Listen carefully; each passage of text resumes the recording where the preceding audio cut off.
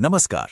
देखिए, इतिहास में कुछ लड़ाइयाँ ऐसी होती हैं जो तलवारों से नहीं बल्कि यादों से लड़ी जाती हैं। आज हम एक ऐसे ही राजपूत राजकुमार की कहानी की गहराई में उतरेंगे, जिनकी बहादुरी की लोक कथा इतनी मजबूत थी कि उसने उनकी रहस्यमयी मौत की सच्चाई को सदियों तक ढककर रखा। जी हाँ, ये कहानी है कुंवर पृथ्वीराज राठौड़ की। एक ऐसी कहानी जहां इतिहास और किंवदंतियां आपस में उलझ जाती हैं। तो हमारी ये जो पड़ताल है वो एक बहुत ही ठोस ऐतिहासिक सुराग से शुरू होती है। एक ऐसी चीज जिसने इस भूली बिसरी कहानी में फिर से जान डाल दी। और यहीं से देखिए, हमारा सबसे बड़ा रहस्य शुरू होता है। एक मरणोपरांत बनाई गई तस्वीर। मतलब कोई राजकुमार इतना अहम क्यों था कि उसकी मौत के लगभग 100 साल बाद भी उसे कैनवास पर जिंदा रखने की जरूरत महसूस हुई। ये सिर्फ एक पेंटिंग नहीं है, ये अपने आप में एक बहुत शक्तिशाली विरासत का सबूत है।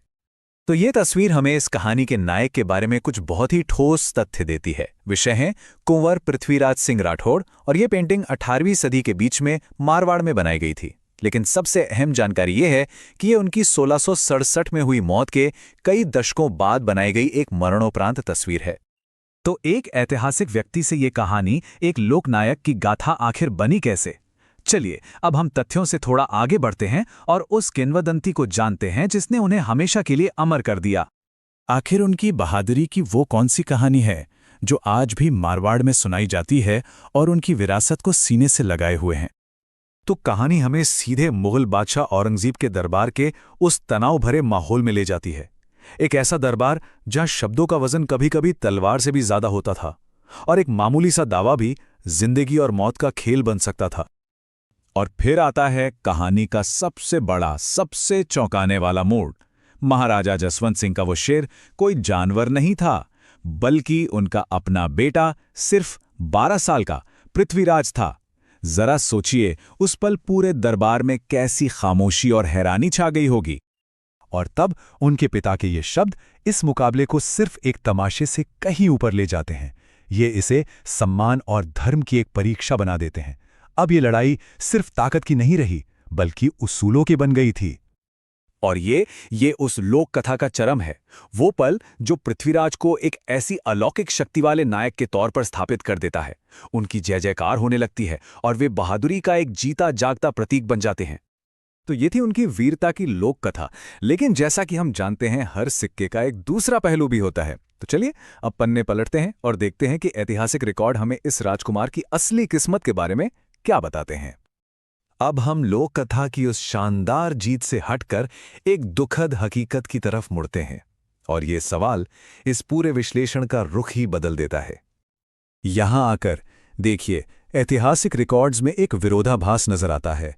कर्नल जेम्स टॉड के मुताबिक उनकी मौत 1675 में हुई, जबकि जोधपुर हुकूमत री बही 1667 की तारीख बताती है। लेकिन दोनों स्रोत एक बात पर पूरी तरह सहमत हैं। पृथ्वीराज की मृत्यु दिल्ली में अपने घर से बहुत दूर और बहुत ज्यादा पीड़ा में हुई थी।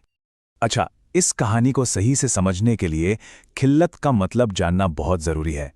ये एक ऐसा उपहार था जो सम्मान तो देता था, पर कभी-कभी जान भी ले सकता था। विश्वासघात और हत्या की इस कहानी को समझने के लिए ये एक अहम कड़ी है। ये जो समय रेखा है, ये सिर्फ तारीखें नहीं हैं। ये एक व्यक्तिगत और राजनीतिक दोनों ही स्तर पर एक बड़ी तबाही को दिखाती है। पृथ्वीराज की मौत ने न सिर्फ उनके पिता को तोड़ दिया, बल्कि मारवाड़ के भविष्य का रास्ता भी हमेशा के लिए बदल कर रख दिया। तो हम इस किंवदंती को इस दुखद इतिहास के साथ कैसे जोड़कर देखें? चलिए, अब उस विरासत को समझते हैं जो वे अपने पीछे छोड़ गए हैं। मशहूर इतिहासकार कर्नल जेम्स टॉड का ये कहना उस अपार क्षमता पर जोर देता है जो पृथ्वीराज की असमय मृत्यु के साथ ही खत्म हो गई। वो सिर्फ एक राजकुमार नहीं थे, वो मारवाड़ का भविष्य थे।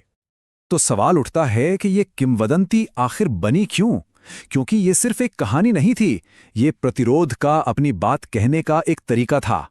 जब इतिहास ने उन्हें एक पीड़ित के रूप में दर्ज किया, तो लोक कथा ने उन्हें एक अजेय योद्धा के रूप में जिंदा रखा। ये उनकी विरासत को धोखे से नहीं, बल्कि बहादुरी से जोड़ने का एक जरिया था। और अंत में ये कहानी हमें गहरे सवाल के साथ छोड़ जाती है। शायद किसी नायक को हमेशा के लिए अमर बनाने के लिए सच्चाई और किंवदंती दोनों की ही जरूरत पड़ती है ना? क्योंकि हम नायकों को सिर्फ उनके जीवन के लिए नहीं, बल्कि उनकी कहानियों के लिए भी तो याद रखते हैं।